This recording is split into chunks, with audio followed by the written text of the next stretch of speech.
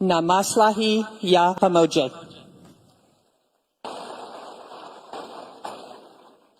Our partnership has enhanced security and improved the lives of Kenyans and Americans. Since I arrived in Kenya, my team and I have been focused on strengthening the U.S.-Kenya trade investment relationship in coordination with the Kenyan government. The presentation that you are about to hear is one that I have given many times over the past several months to encourage businesses to invest in Africa and Kenya. I want you to hear the pitch too, and hope that you use the data for your own pitches. And I welcome you to add your county to this story. And the story is, why Africa, why Kenya, and why your county? Whether that's Homa Bay or Kilifi or Nairobi or Mombasa. Let us seize this moment to increase bilateral trade and investment to all our citizens. Now, just after I arrived, it became clear to me we needed to update the narrative on Africa.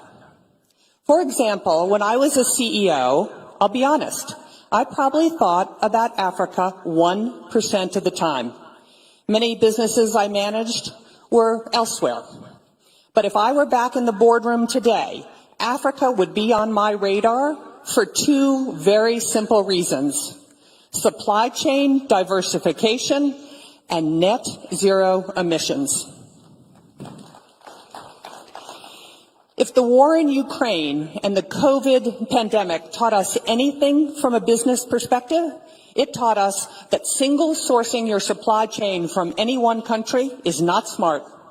Single sourcing is a recipe for supply chain disruption and shortage. Today, every company is looking for new places to diversify their supply chain. Now, what the war in Ukraine and the pandemic did to spur supply chain diversification, climate change has done for energy use. Businesses are pushing for net zero emissions to meet their climate change mitigation goals. And Kenya, as you know, generates 93% of its electricity from renewable sources, and this percentage is only going to go up with geothermal, solar, and wind investments. And to further emphasize this point, ponder these words from a CEO of a major consumer tech company who I hope to bring to Kenya. He said, "Supply chain diversification is now an essential element of our business, and so is the need to be totally green. In that sense, Kenya seems to offer us a 1-2 punch for success." At the embassy, we've been doing a lot of trade and investment data analysis since my arrival. And what I have learned has been surprising and paints a far more dynamic business outlook for Africa than most Americans understand. And here are some data points that I found particularly interesting, and ones that I share often with American businesses. Why Africa is the first question American businesses have. By 2015, 1 in 4 humans, a quarter of the world's population, will live on the African continent, and 1/3 of the working age people will live on the African continent. It's the youngest population on the world. 60% of the population is under 25. And in my view, Africa is the last and largest emerging market and offers the last big supply chain and consumer prospects, much like the opportunities we saw in Southeast Asia 20 years ago. Now, that's how I'm talking about Africa to U.S. businesses. Let's zoom in on how I'm talking about why Kenya should be everyone's destination in Africa. Kenya is the most stable democracy in Africa. Kenya is the gateway to the East African market of almost 500 million consumers. Kenya is the regional logistics hub. Kenya is the leading regional financial hub. And Kenya, with its Silicon Savannah and super smart engineers, is the region's ICT hub. Kenya is a leading destination for foreign direct investment and venture capital, and Kenya has a young, educated, entrepreneurial, and English-speaking workforce. Kenya generates, as I said, over 93% of its energy from renewable sources, and Kenya's largest export market is the United States. Let me repeat, Kenya's largest export is the United States, and we feel Kenya is ready for liftoff as it diversifies. Let me unpack a couple of these areas. Democracy. I arrived in Kenya days before the August 22 general elections. What I witnessed was nothing short of remarkable. Kenya held what many analysts and commentators say was the freest, fairest, and most credible election in Kenyan history.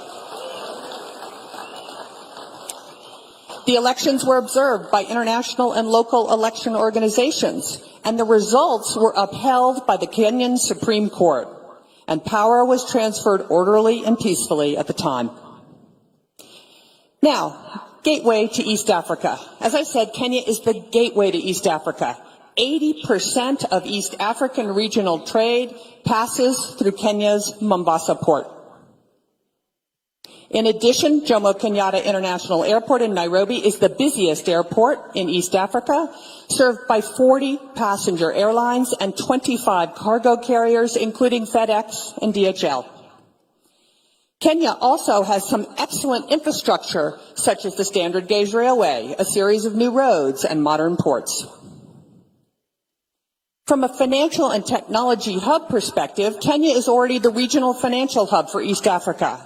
Several international banks have been present in Nairobi for decades, and five major global financial institutions like the World Bank and the International Monetary Fund have established their regional headquarters in Nairobi.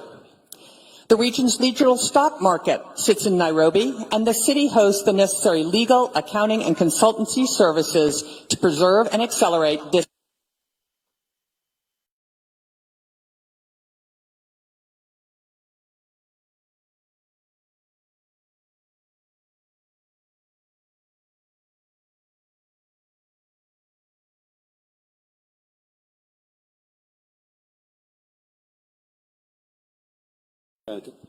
There we go. Okay, great. Thank you. Nairobi also has a very vibrant technology community known as Silicon Savannah, and the Kenyan government is committed to establishing Kenya as the premier destination for tech sector investment and innovation in Africa. Many leading U.S. companies are already in Kenya, including the names that you see on the screen. Emerging, but also hugely impactful. Oh, having a little trouble there. Emerging, but also hugely impactful Kenyan tech companies like Copia Global, Semiconductor Limited, Twiga Foods, Market Force, Power Financial Wellness, and others are here in Kenya.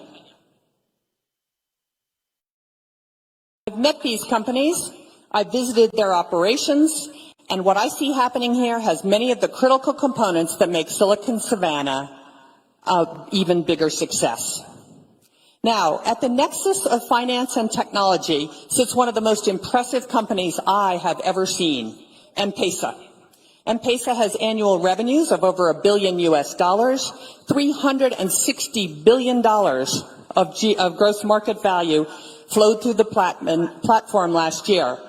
And it has an open API of over 60,000 developers. M-Pesa has over 50 million customers in 7 countries and is involved in over 70% of Kenyan transactions, powers over 5 million businesses, and 60% of Kenya's annual GDP flows through it. Let me say that again. 60% of Kenya's GDP flows through M-Pesa.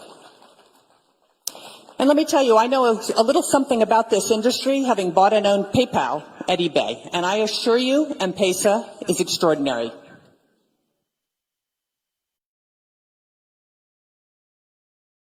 M-Pesa alone demonstrates the brilliant business minds at work in Kenya, devising African solutions to global problems. foreign direct investment and venture capital, Kenya has attracted significant foreign direct investment and is a leading destination for venture capital. Interestingly, when venture capital flows decreased 35% globally last year, total funding in Africa actually increased 8%.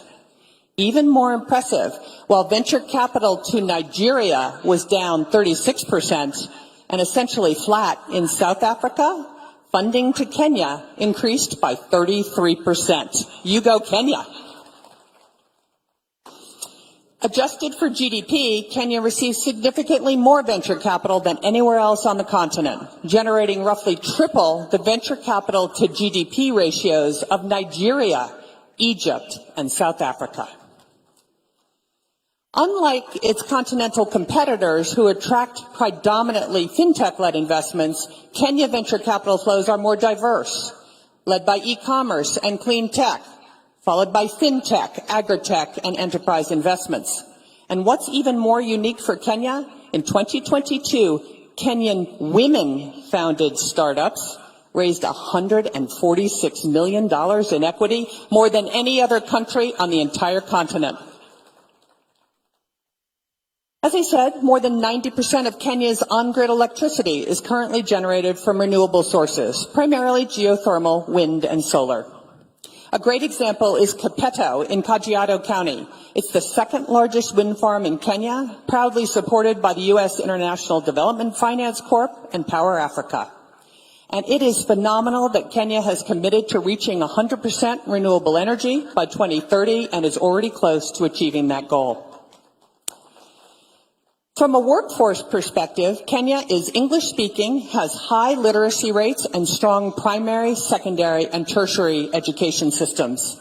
And every firm that I have spoken to about the quality of Kenyan workforce says this: the Kenyan workforce is their best workforce in the world. As I mentioned, in 2022, the United States became Kenya's largest export market, edging ahead of neighboring Uganda. In total, Kenya exported $890 million in goods to the United States last year, and in addition, the United States exported around $600 million in goods to Kenya. So $1.5 billion in total U.S.-Kenya trade. It's fairly balanced, and it's expected to increase as the United States and Kenya negotiate a first-of-its-kind bilateral trade agreement that we hope will be done by the end of this year. And we hope this agreement will be a model for the rest of the continent once signed. So, now you know why I am so enthusiastic about the Kenyan prospects and the Kenyan investment climate. But when I talk to American investors, they have some questions, and there are room for improvement. The Ruto administration has made great strides and is committed to building a business-friendly environment. But if it is to accomplish the goal, the government's going to have to address a few issues. And the first is taxes. Kenya must have a consistent, transparent, and fairly administered national tax policy to attract and retain foreign direct investment and accelerate economic development. The tax rates don't need to be the lowest. They need to be the most consistent. And all of you know, some work still needs to be done, but the recent finance bill had many changes that will make Kenya's tax policy more consistent and therefore more bankable by foreign direct investment. Without a doubt, corruption is a critical issue and one that must be addressed for Kenya to reach its full potential in all areas of development. Everyone knows corruption leads to misuse of public resources, slows economic growth and job creation, and damages the investment climate, as well as undermining equal participation in the prosperity of this country.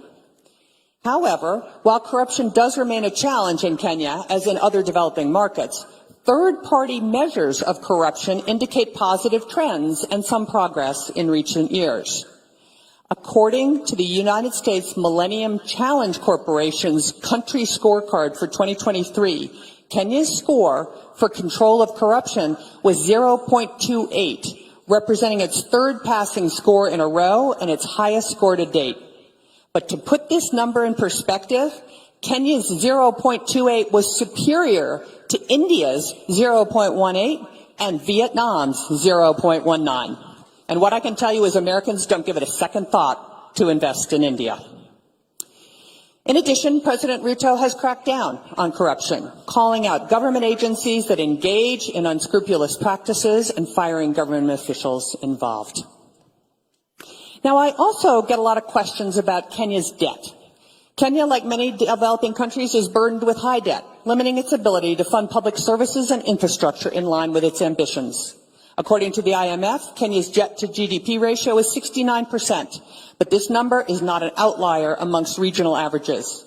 For comparison, Malaysia's debt to GDP stood at 69% in 2021, while India's ratio was 83% in 2022. Another area I get a ton of questions on is cargo clearance.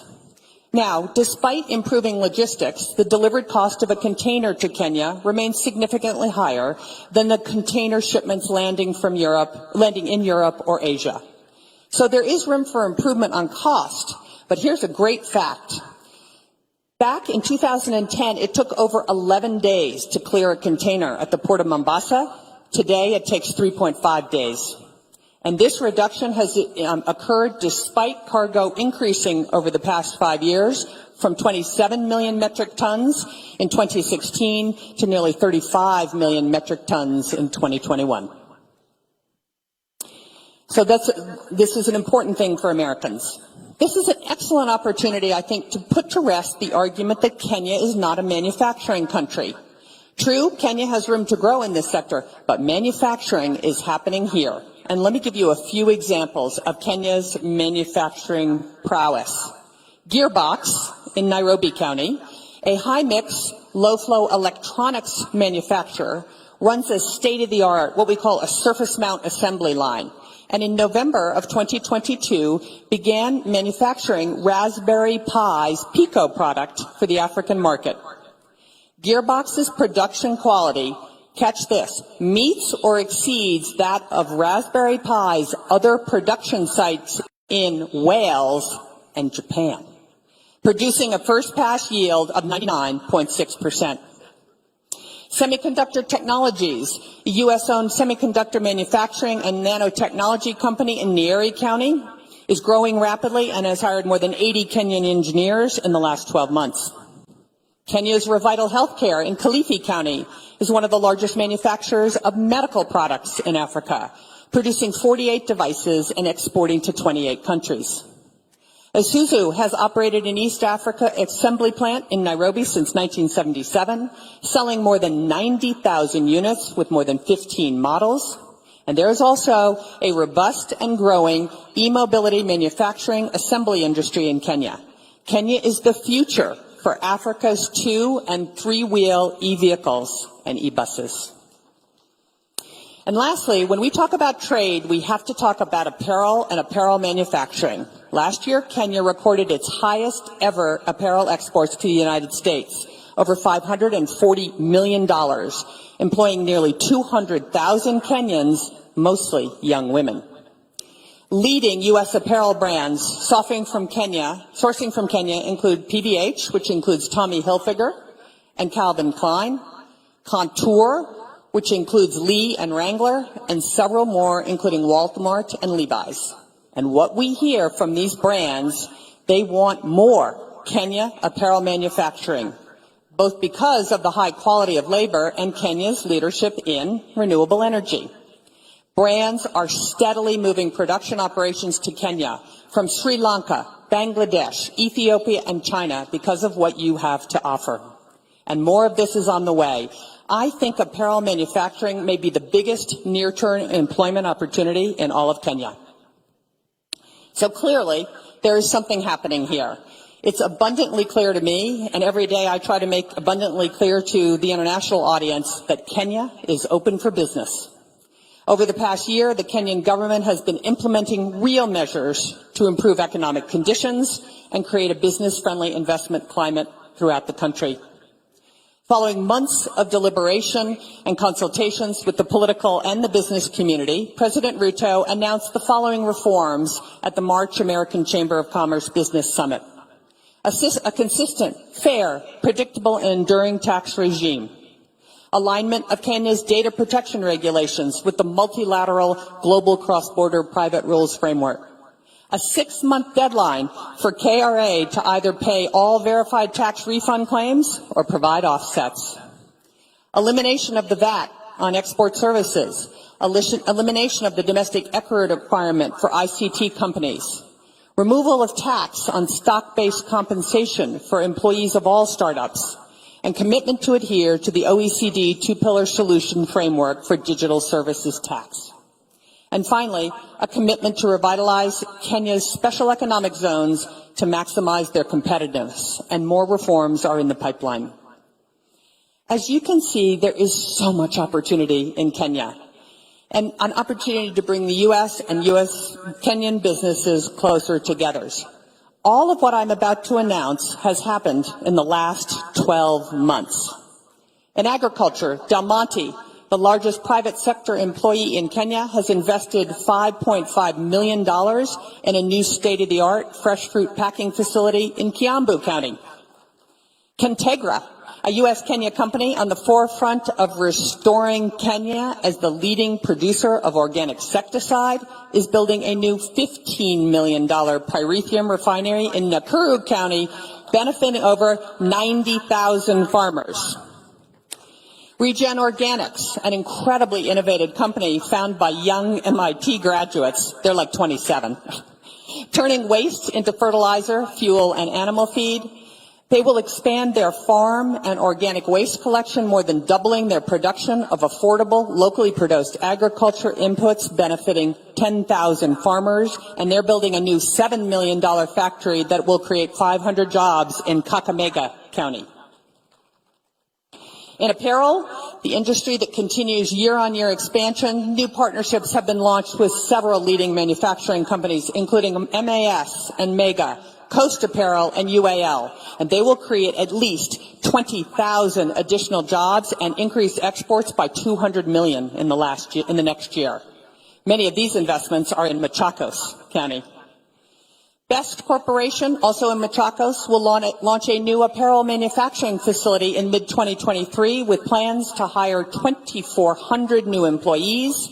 And NextGen will build a state-of-the-art apparel labeling and packaging facility that has already broken ground and will be operational in September. In ICT and innovation, CCI Global, the largest business process outsourcing company in Kenya, has doubled its workforce to 8,000. In the next 6 months, they'll add 4,000 jobs in Kenya, in Kiambu County, for American clients like United Airlines, Spirit Airlines, JetBlue, AT&T, and Shipt. In energy, Malele Energy, a U.S. company, just concluded a deal to acquire part of the Turkana wind power project, one of the largest in Africa, and producer over 20% of Kenya's electricity in 2022, with huge plans for expansion. And last but certainly not least, in the medical pharma industry, the government of Kenya and Moderna finalized an agreement to build a new $500 million vaccine manufacturing facility in Kiambu County. This will be the only such facility on the African continent for Moderna, and their first factory outside the United States. Moderna's investment should be a catalyst for the medical industry in Africa, producing over 500 million vaccines a year. All of this has happened in the last 12 months. So all you need to do, Mr. President, is do that again in the next 12 months. And there are more exciting developments happening every day. American sports associations like the NBA, the NFL, Major League Baseball, Major League Soccer, and the entertainment icon, the Grammys, are all currently looking for a home in Kenya. And the television and movie industries are discovering Kenya too. Everyone thinks Nigeria has the market on this, but just look at the fact that Kenya now has a Real Housewives of Nairobi.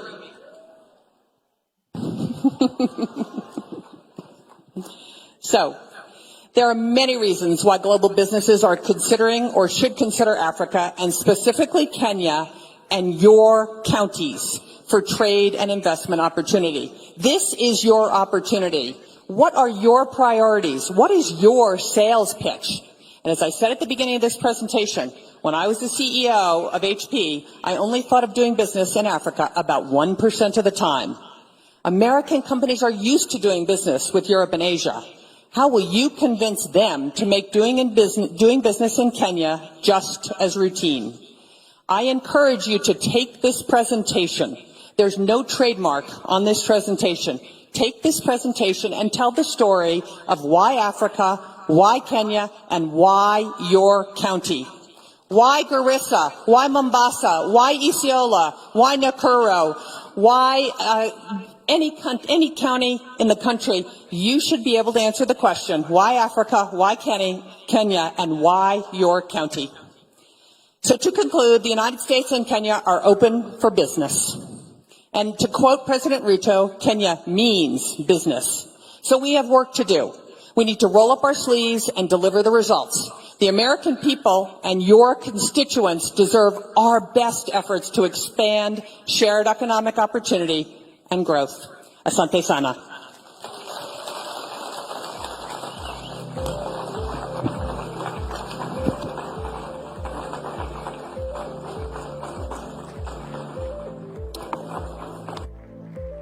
You will all agree.